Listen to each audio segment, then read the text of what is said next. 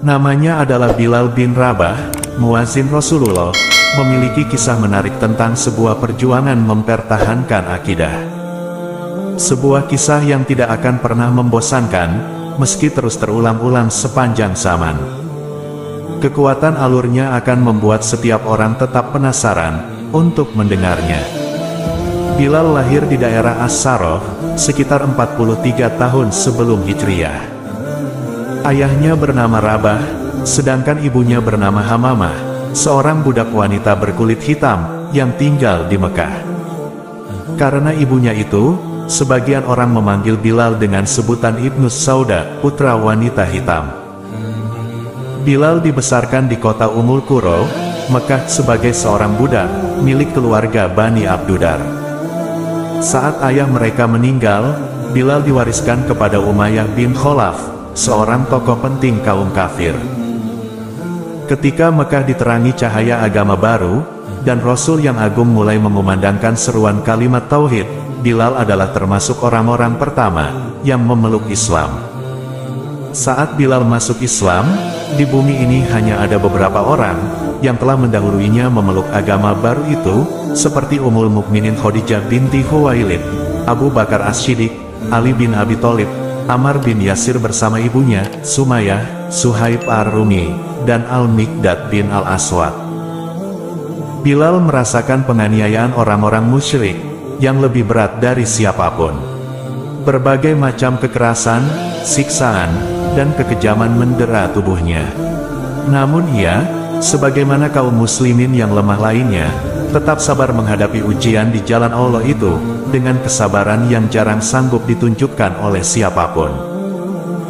Orang-orang Islam seperti Abu Bakar dan Ali bin Abi Thalib, masih memiliki keluarga dan suku yang membela mereka. Akan tetapi, orang-orang yang tertindas, mustadafun dari kalangan hamba sahaya dan budak itu, tidak memiliki siapapun, sehingga orang-orang Quraisy menyiksanya tanpa belas kasihan. Kaum Quraisy ingin menjadikan penyiksaan atas mereka sebagai contoh dan pelajaran bagi setiap orang yang ingin mengikuti ajaran Muhammad. Kaum yang tertindas itu disiksa oleh orang-orang kafir Quraisy yang berhati sangat kejam dan tak mengenal kasih sayang, seperti Abu Jahal yang telah menodai dirinya dengan membunuh Sumayyah. Ia sempat menghina dan mencaci maki, kemudian menghujamkan tombaknya pada perut Sumayyah hingga menembus punggung, dan gugurlah syuhada pertama dalam sejarah Islam. Sementara itu, saudara-saudara seperjuangan Sumayyah, terutama Bilal bin Rabah, terus disiksa oleh Quraisy tanpa henti. Biasanya, apabila matahari tepat di atas ubun-ubun, dan padang pasir Mekah berubah menjadi perapian yang begitu menyengat, orang-orang Quraisy itu mulai membuka pakaian orang-orang Islam yang tertindas itu, lalu memakaikan baju besi pada mereka, dan membiarkan mereka terbakar oleh sengatan matahari yang terasa semakin terik. Tidak cukup sampai di sana, orang-orang Quraisy itu mencambuk tubuh mereka, sambil memaksa mereka mencaci maki Muhammad. Ada kalanya, saat siksaan terasa begitu berat, dan kekuatan tubuh orang-orang Islam yang tertindas itu semakin lemah untuk menahannya, mereka mengikuti kemauan orang-orang Quraisy yang menyiksa mereka secara lahir, sementara hatinya tetap pasrah kepada Allah dan Rasul-Nya, kecuali Bilal, semoga Allah meridhoinya. Baginya, penderitaan itu masih terasa terlalu ringan, jika dibandingkan dengan kecintaannya kepada Allah, dan perjuangan di jalannya. Orang Quraisy yang paling banyak menyiksa Bilal adalah Umayyah bin Khalaf, bersama para algojonya. Mereka menghantam punggung telanjang Bilal dengan cambuk, namun Bilal hanya berkata, "Ahad, Ahad. Allah Maha Esa." Mereka menindih dada telanjang Bilal dengan batu besar yang panas. Bilal pun hanya berkata, "Ahad, Ahad." Mereka semakin meningkatkan penyiksaannya, namun Bilal tetap mengatakan, "Ahad, Ahad." Mereka memaksa Bilal agar memuji Lata dan Uzza, tapi Bilal justru memuji nama Allah dan Rasul-Nya. Mereka terus memaksanya, "Ikutilah yang kami katakan." Bilal menjawab, "Lidahku tidak bisa mengatakannya."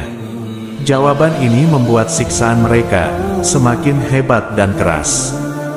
Apabila merasa lelah dan bosan menyiksa, sang tiran, Umayyah bin Khalaf, mengikat leher Bilal dengan tali yang kasar, lalu menyerahkannya kepada sejumlah orang tak berbudi dan anak-anak, agar menariknya di jalanan dan menyeretnya di sepanjang Abtah Mekah. Sementara itu, Bilal menikmati siksaan yang diterimanya, karena membela ajaran Allah dan Rasul-Nya. Ia terus mengumandangkan pernyataan agungnya, Ahad, Ahad, Ahad, Ahad. Ia terus mengulang-ulangnya, tanpa merasa bosan dan lelah. Suatu ketika, Abu Bakar radhiyallahu anhu mengajukan penawaran kepada Umayyah bin Khalaf, untuk membeli Bilal darinya. Umayyah menaikkan harga berlipat ganda. Ia mengira Abu Bakar tidak akan mau membayarnya. Tapi ternyata, Abu Bakar setuju, walaupun harus mengeluarkan 9 ukiah emas. Seusai transaksi, Umayyah berkata kepada Abu Bakar, sebenarnya, kalau engkau menawar sampai 1 ukiah pun, maka aku tidak akan ragu untuk menjualnya. Abu Bakar membalas, seandainya engkau memberi tawaran sampai 100 ukiah pun, maka aku tidak akan ragu untuk membelinya. Ketika Abu Bakar memberitahu Rasulullah, bahwa ia telah membeli sekaligus menyelamatkan Bilal dari cengkeraman para penyiksanya, Rasulullah berkata kepada Abu Bakar, kalau begitu, biarkan aku bersekutu denganmu untuk membayarnya, wahai Abu Bakar. As-Siddiq radhiyallahu anhu menjawab, aku telah memerdekakannya, wahai Rasulullah. Setelah Rasulullah mengizinkan sahabat-sahabatnya untuk hijrah ke Madinah, mereka segera berhijrah, termasuk Bilal radhiyallahu anhu. Setibanya di Madinah, Bilal tinggal satu rumah dengan Abu Bakar dan Amir bin Fir. Malangnya, mereka terkena penyakit demam.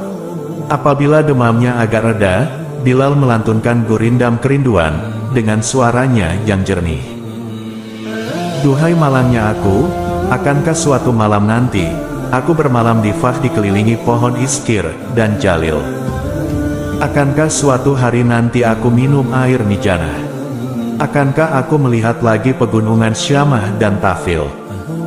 Tidak perlu heran, mengapa Bilal begitu mendambakan Mekah dan perkampungannya, merindukan lembah dan pegunungannya, karena di sanalah ia merasakan nikmatnya iman. Di sanalah ia menikmati segala bentuk siksaan, untuk mendapatkan keridhaan Allah. Di sanalah ia berhasil melawan nafsu, dan godaan setan. Bilal tinggal di Madinah dengan tenang, dan jauh dari jangkauan orang-orang Quraisy yang kerap menyiksanya. Kini, ia mencurahkan segenap perhatiannya untuk menyertai Nabi sekaligus kekasihnya, Muhammad Rasulullah. Bilal selalu mengikuti Rasulullah, kemanapun beliau pergi. Selalu bersamanya saat sholat, maupun ketika pergi untuk berjihad.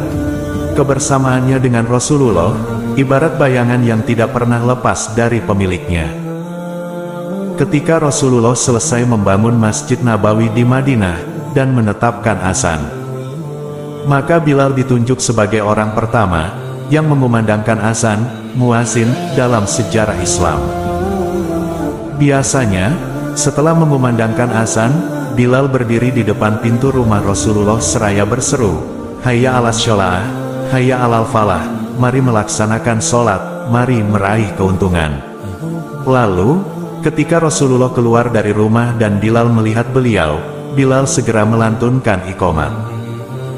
Suatu ketika, Najasyi, Raja Habasyah, menghadiahkan 3 tombak pendek yang termasuk barang-barang paling istimewa miliknya, kepada Rasulullah. Rasulullah mengambil 1 tombak, sementara sisanya diberikan kepada Ali bin Abi Thalib, dan Umar ibnu Khattab, tapi tidak lama kemudian, beliau memberikan tombak itu kepada Bilal. Sejak saat itu, selama Nabi hidup, Bilal selalu membawa tombak pendek itu kemana-mana. Ia membawanya dalam kesempatan 2 sholat Id, Idul Fitri dan Idul Adha, dan sholat istisqa, mohon turun hujan, dan menancapkannya di hadapan beliau, saat melakukan sholat di luar masjid. Bilal menyertai Nabi Muhammad dalam Perang Badar. Ia menyaksikan dengan mata kepalanya sendiri, bagaimana Allah memenuhi janjinya dan menolong tentaranya. Ia juga melihat langsung tewasnya para pembesar Quraisy yang pernah menyiksanya dengan hebat. Ia melihat Abu Jahal dan Umayyah bin Khalaf tersungkur berkalan tanah, ditembus pedang kaum muslimin dan darahnya mengalir deras karena tusukan tombak orang-orang yang mereka siksa dahulu. Ketika Rasulullah menaklukkan kota Mekah, beliau berjalan di depan pasukan hijaunya bersama sang pengumandang panggilan langit, Bilal bin Rabah. Saat masuk ke Ka'bah, beliau hanya ditemani oleh 3 orang, yaitu Utsman bin Tolhah, pembawa kunci Ka'bah, Usama bin Zaid, yang dikenal sebagai kekasih Rasulullah dan putra dari kekasihnya, dan Bilal bin Rabah, muazin Rasulullah. Sholat zuhur tiba. Ribuan orang berkumpul di sekitar Rasulullah, termasuk orang-orang Quraisy yang baru masuk Islam saat itu. Semuanya menyaksikan pemandangan yang agung itu. Pada saat-saat yang sangat bersejarah itu, Rasulullah memanggil Bilal bin Rabah agar naik ke atap Ka'bah untuk mengumandangkan kalimat tauhid dari sana. Bilal melaksanakan perintah Rasulullah dengan senang hati, lalu mengumandangkan azan dengan suaranya yang bersih dan jelas. Ribuan pasang mata memandang ke arahnya, dan ribuan lidah mengikuti kalimat azan yang dikumandangkannya. Tetapi di sisi lain, orang-orang yang tidak beriman dengan sepenuh hatinya, tak kuasa memendam hasad di dalam dada. Mereka merasa kedengkian, telah merobek-robek hati mereka. Saat azan yang dikumandangkan Bilal sampai pada kalimat, Asyhadu anna Muhammadan Rasulullah, aku bersaksi bahwa Nabi Muhammad adalah utusan Allah. Juwairiyah binti Abu Jahal bergumam, sungguh, Allah telah mengangkat kedudukanmu. Memang, kami tetap akan sholat, tapi demi Allah, kami tidak menyukai orang yang telah membunuh orang-orang yang kami sayangi. Maksudnya, adalah ayahnya yang tewas dalam perang Badar. Khalid bin Usaid berkata, aku bersyukur kepada Allah yang telah memuliakan ayahku, dengan tidak menyaksikan peristiwa hari ini. Kebetulan ayahnya meninggal, sehari sebelum Rasulullah masuk ke kota Mekah. Sementara Al-Harits bin Hisham berkata, sungguh malang nasibku, mengapa aku tidak mati saja, sebelum melihat Bilal naik ke atas Ka'bah. Al-Hakam bin Abu Al-As berkata, demi Allah, ini musibah yang sangat besar. Seorang budak Bani Jumah bersuara di atas bangunan ini, Ka'bah. Sementara Abu Sufyan yang berada dekat mereka hanya berkata, aku tidak mengatakan apapun, karena kalau aku membuat pernyataan, walau hanya 1 kalimat, maka pasti akan sampai kepada Muhammad bin Abdullah. Bilal menjadi muazin tetap selama Rasulullah hidup.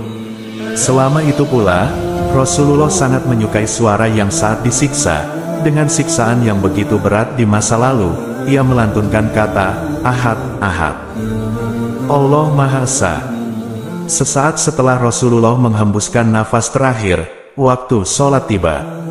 Bilal berdiri untuk mengumandangkan azan, sementara jasad Rasulullah masih terbungkus kain kafan, dan belum dikebumikan. Saat Bilal sampai pada kalimat, Asyhadu anna Muhammadan Rasulullah, aku bersaksi bahwa Muhammad adalah utusan Allah, tiba-tiba suaranya terhenti. Ia tidak sanggup mengangkat suaranya lagi. Kaum muslimin yang hadir di sana tak kuasa menahan tangis, maka meledaklah suara isak tangis, yang membuat suasana semakin mengharu biru. Sejak kepergian Rasulullah, Bilal hanya sanggup mengumandangkan azan, selama 3 hari. Setiap sampai kepada kalimat, Asyhadu anna Muhammadan Rasulullah, aku bersaksi bahwa Muhammad adalah utusan Allah, ia langsung menangis terseduh-seduh. Begitu pula kaum muslimin yang mendengarnya, larut dalam tangisan pilu. Karena itu, Bilal memohon kepada Abu Bakar, yang menggantikan posisi Rasulullah sebagai pemimpin, agar diperkenankan tidak mengumandangkan azan lagi, karena tidak sanggup melakukannya. Selain itu, Bilal juga meminta izin kepadanya, untuk keluar dari kota Madinah dengan alasan berjihad di jalan Allah, dan ikut berperang ke wilayah Syam. Awalnya, As-Siddiq merasa ragu untuk mengabulkan permohonan Bilal, sekaligus mengizinkannya keluar dari kota Madinah. Namun Bilal mendesaknya seraya berkata, "Jika dulu engkau membeliku untuk kepentingan dirimu sendiri, maka engkau berhak menahanku. Tapi jika engkau telah memerdekakanku karena Allah, maka biarkanlah aku bebas menuju kepadanya." Abu Bakar menjawab, "Demi Allah, aku benar-benar membelimu untuk Allah, dan aku memerdekakanmu juga karena Allah." Bilal menyahut, "Kalau begitu, aku tidak akan pernah mengumandangkan azan untuk siapapun setelah Rasulullah wafat." Abu Bakar menjawab, "Baiklah, aku mengabulkannya." Bilal berangkat meninggalkan Madinah bersama pasukan pertama yang dikirim oleh Abu Bakar. Ia tinggal di daerah Daraya yang terletak tidak jauh dari kota Damaskus. Bilal benar-benar tidak mau mengumandangkan azan. Namun para penduduk Madinah yang merindukan Rasulullah meminta Bilal untuk kembali mengumandangkan azan. Dengan mata berkaca-kaca, Bilal menolak permintaan tersebut. Ia tidak lagi sanggup mengumandangkan azan. Umar bin Khattab kemudian mengunjungi rumah Bilal yang berada di Syam dan membujuknya. "Tapi, umat muslim di Madinah sedang membutuhkanmu, Bilal. Mereka ingin mendengarkanmu mengumandangkan azan. Mereka rindu suaramu. Mereka rindu lantunan azanmu, wahai muazin Rasulullah," ucap Umar. Umar sangat rindu pertemuan dengan Bilal, dan menaruh rasa hormat begitu besar kepadanya, sehingga jika ada yang menyebut-nyebut nama Abu Bakar As-Siddiq di depannya, maka Umar segera menimpali, yang artinya Abu Bakar adalah tuan kita, dan telah memerdekakan tuan kita, maksudnya Bilal. Untuk kembali ke Madinah dan kembali mengumandangkan azan, merupakan hal yang begitu berat bagi Bilal bin Rabah. Ia terlalu rindu pada Rasulullah, sehingga tidak mampu melepas kepergian beliau. Dikisahkan pada suatu ketika, Bilal bertemu dengan baginda Rasulullah dalam tidurnya. Mimpi tersebut menjadikan Bilal siap untuk berangkat ke Madinah, mengunjungi makam Rasulullah. Sesampainya di sana, Bilal bertemu dengan cucu-cucu kesayangan Rasulullah, yaitu Hasan dan Hussein. Hussein kemudian berkata, "Paman, maukah engkau sekali saja mengumandangkan azan untuk kami? Kami ingin mengenang kakek." Dalam kesempatan pertemuan tersebut, sejumlah sahabat mendesak Bilal agar mau mengumandangkan azan di hadapan Al-Faruq, Umar ibnu Khattab. Umar yang juga ada di sana pada saat itu, turut membujuk Bilal untuk kembali mengumandangkan azan. Umar juga menyampaikan bahwa seluruh sahabat juga merasakan hal yang sama. Lalu Bilal tersadar, dan merasa inilah waktunya untuk menumpahkan rasa kerinduannya pada Rasulullah. Akhirnya, Bilal memutuskan untuk azan yang terakhir kalinya. Suaranya yang merdu, mulai terdengar ke seluruh penjuru kota Madinah. Ketika lafaz Allahu Akbar ia kumandangkan, kota Madinah seketika menjadi sunyi dan senyap. Seluruh aktivitas pun terhenti pada saat itu. Seluruh penduduk Madinah pun terkejut, mendengar suara merdu yang sudah lama menghilang, tiba-tiba terdengar kembali. Suara merdu tersebut mengingatkan umat Islam akan sosok Rasulullah, juga momen-momen ketika mereka bersama dengan beliau. Ketika Bilal mengumandangkan lafaz asyhadu alla ilaha illallah, seluruh penduduk Madinah mulai berlarian mencari sumber suara, dan mulai berteriak histeris. Hingga pada lafaz berikutnya, suara Bilal mulai terdengar parau, ketika melafazkan asyhadu anna Muhammadar Rasulullah. Ia pun mulai terisak, ketika menyebutkan nama orang yang paling ia rindukan. Bilal tidak sanggup melanjutkan azan. Seluruh penduduk Madinah akhirnya pun turut menangis, karena merasakan rindu yang teramat pada baginda Rasulullah. Ketika suara Bilal yang nyaring itu kembali terdengar mengumandangkan azan, Umar tak sanggup menahan tangisnya, maka ia pun menangis terseduh-seduh, yang kemudian diikuti oleh seluruh sahabat yang hadir, hingga janggut mereka basah dengan air mata. Suara Bilal membangkitkan segenap kerinduan mereka, pada masa-masa kehidupan yang dilalui di Madinah, bersama Rasulullah. Bilal, si pemandang seruan langit itu, tetap tinggal di Damaskus hingga wafat.